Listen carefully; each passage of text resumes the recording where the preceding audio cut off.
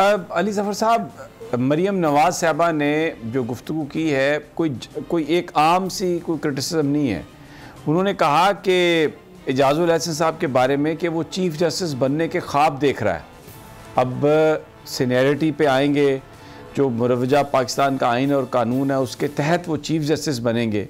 तो मौजूदा जो चीफ़ जस्टिस जो बनने वाले हैं आने वाले वक्तों में, उनके बारे में ये लैंग्वेज इस्तेमाल करना और फिर जिस तरीके से मुज़ाहिर अली नकवी साहब के हवाले से रेफरेंस दायर करवाए गए हैं, दिल्ली की बुनियाद पर प्रेस कॉन्फ्रेंसेस की जा रही हैं, बिलावल भुट्टो ने ये कहा कि ये क्या इंसाफ देंगे, ये तो आपस में ख़ुद लड़ रहे हैं। तो अदलिया का जो एक एहतराम आईन पाकिस्तान कहता है कि करना चाहिए, वो तो ऐसा लग रहा है कि जो मेन स्ट्रीम जो हुकूमती पार्टी के जो सियासतदान हैं वो तो उसको बिल्कुल उन्होंने उसको तलपट कर दिया। तो ये अभी आप फिर अभी भी समझते हैं कि जो टॉलरेंस है वो सही पॉलिसी है? देखिए, जिस तरह कहा कि ये एक वक्त आता है जब वो बर्दाश्त का भी जो आपकी कुव्वत है वो ख़त्म हो जाती है और आपको फिर एक्शन लेना पड़ता है। और वो जल्द वक्त मुझे आ रहा है, नज़र आता, जिस तरह की बातें हो रही हैं उस पर लगता यही है कि अल्टीमेटली अदालत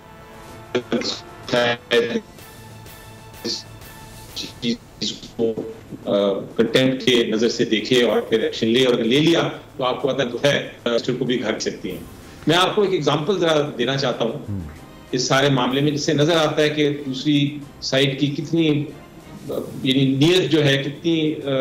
गलत है और क्या वो नुकसान पहुंचाने की कोशिश कर रहे हैं इंस्टीट्यूशन को। आपको याद होगा कि जब हमारी हुकूमत थी पीटीआई की, तो एक ऑर्डर फरमाया था अदालत ने, और अदालत ने कहा था कि ये जो वोट ऑफ नो कॉन्फिडेंस है ये आपको आईनी जिम्मेदारी है और आप इस वोट ऑफ नो कॉन्फिडेंस को आप उसकी वोटिंग कराएं। और उसके बाद वोटिंग हुई और हमारी हुकूमत फिर चले गई। उस वक्त पीडीएम की सारी जमातें वाह वाह कर रही थी, वो कहती थी कमाल के जज साहिबान है, और यही जज साहिबान थे जिनके बारे में अब ये बात हो रही है, उनमें उस बेंच पे शामिल थे और ये कह रहे थे कि ऐसी जुडिशरी तो हमारी आज़ाद जुडिशरी तो है ही नहीं, और बड़ी तारीफें कर रहे थे हमारी अदालतों की। लेकिन जब वो फैसला, जब इन्होंने गलती की और इलेक्शन नहीं करा रहे थे और इलेक्शन का फैसला अदालत ने कर दिया, उस वक्त उनको एकदम वही जज साहिबान बुरे लगना शुरू हो गए। तो ये इस तरह तो ना आइन चल सकेगा, और एक पॉलिटिकल पार्टी जब इस तरह करें तो फिर तो एक बहुत ही मेरा ख्याल है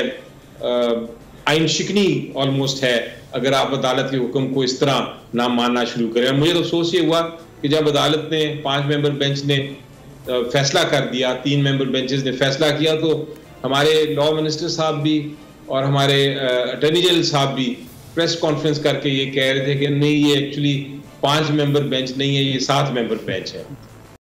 कुछ प्रोग्राम्स पे भी और वैसे भी मैंने ये कहा था कि ये मुझे इससे यानी ऐसी बहस, इतनी गलत आर्गुमेंट, इतनी बुरी आर्गुमेंट तो लगता है कि ये बेवकूफ़ भी नहीं देगा। तो ये लॉ मिनिस्टर और ये जब अटॉर्नी जनरल साहब की तरफ से आए तो, और उनको तो कानून पता है, तो बड़ी अफसोस होता है, प्राइज भी होता है कि बात वो फिर साबित होगा। भी मान ली बात कि ये 5 मेंबर बेंच की जजमेंट थी, इलेक्शन कमीशन ऑफ पाकिस्तान ने भी मान ली, प्रेसिडेंट साहब ने भी मान ली, और वो जो मौक़िफ़ इख्तियार किया गया था हुकूमत की तरफ से वो गलत साबित हुआ। तो लगता यह है कि इतना डेस्परेट हो गए हैं हुकूमत में, वो इलेक्शन नहीं कराना चाहते, और उस डेस्परेशन में अब ऐसी ना सिर्फ बातें कर रहे हैं बल्कि कंटेम्प्चुअस बातें कर रहे हैं और अटैक करने की कोशिश कर रहे हैं जुडिशरी को। ये बातें अवाम भी देख रही है, इलेक्शन आने वाले हैं पंजाब असेंबली के भी और केपी के भी, और अवाम फिर अकॉर्डिंगली वोट करेगी। वो देखेगी कि जो एक पॉलिटिकल पार्टी जिसका काम ही है इलेक्शंस लड़ना, वो अपने इलेक्शन से ही दौड़ रही है, और जुडिशरी को भी जो एक इंस्टीट्यूशन है हमारी, नेशनल इंस्टीट्यूशन जिसका इतनी इज्जत है सबकी नज़रों में, उस पर भी हमले कर रही है। तो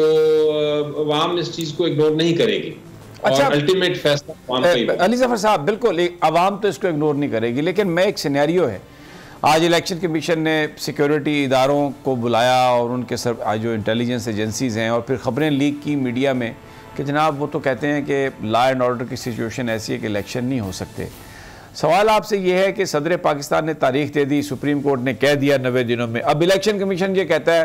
कि जनाब कोई पैसे नहीं दे रहा, कोई सिक्योरिटी नहीं दे रहा, कोई ROs नहीं दे रहा,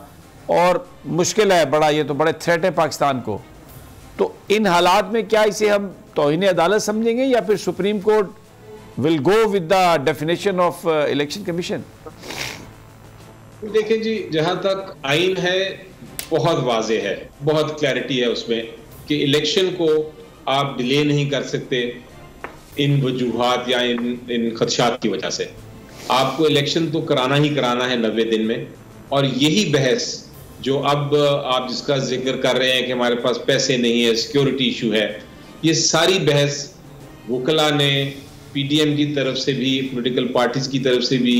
इलेक्शन कमीशन ऑफ पाकिस्तान की तरफ से भी, अदालत में जब मैं केस बहस कर रहा था ये इलेक्शन का, तो ये मौका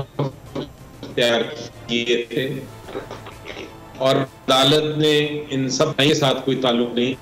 90 दिन में आपने इलेक्शन कराने हैं, ये पैसे देना हुकूमत का काम है। हुकूमत को जो पैसे इलेक्शन कमीशन ऑफ पाकिस्तान मांगती है वो देना जरूरी है। इलेक्शन कमीशन ऑफ पाकिस्तान के पास आइन में दर्ज है एक शिक जिसमें इलेक्शन कमीशन ऑफ पाकिस्तान के पास ये ताकत है कि वो किसी को भी डायरेक्ट कर सकती है कि सिक्योरिटी की अरेंजमेंट्स आप करें। अदालत ने ये सारे खदशात को देखते हुए, अगर आप आखिरी पैराग्राफ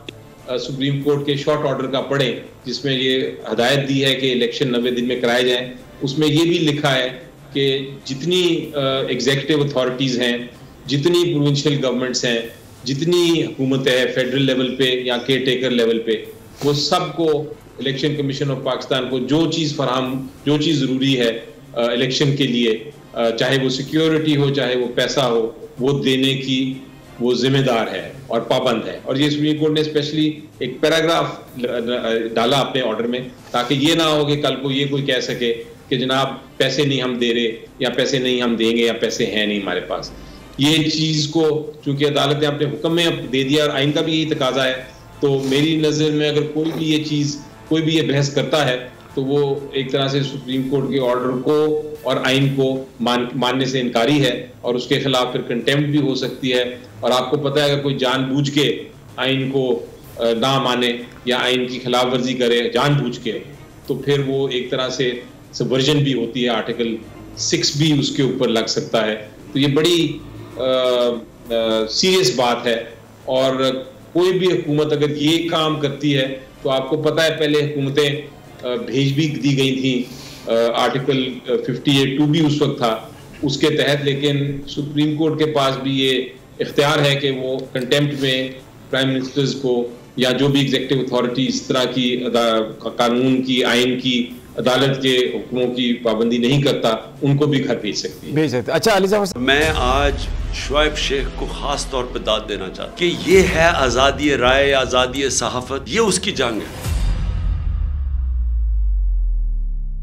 हर किस्म के दबाव के बावजूद शुएब शेख खड़े रहे इस मुल्क की उस सहाफत के साथ जो जमहूरियत का हुस्न है। एक वो सहाफत जो किसी प्रेशर में नहीं आती, जो किसी एस्टेब्लिशमेंट से नहीं खौफजदा होती। ये जो डाकू मुसल्लत किए गए हैं, इनकी रिश्वत नहीं लेती, वो है इस मुल्क की असासा। सहाफत वो असासा बन जाता है। सिर्फ शुएब शेख को आज जेल में इसलिए डाला है कि उसको ये कहा गया था कि इमरान खान और PTI की कवरेज ना करें। मैं पाकिस्तानियों की तरफ से शुएब शेख आपको और बोल चैनल को कहता हूँ, हम आपके साथ खड़े और इंशाल्लाह आप सब्र करें। ये अंधेरा,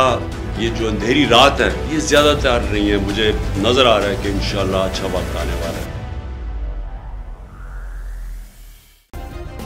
सब्सक्राइब करें और बेल दबाएं ताकि कोई खबर रह न जाए।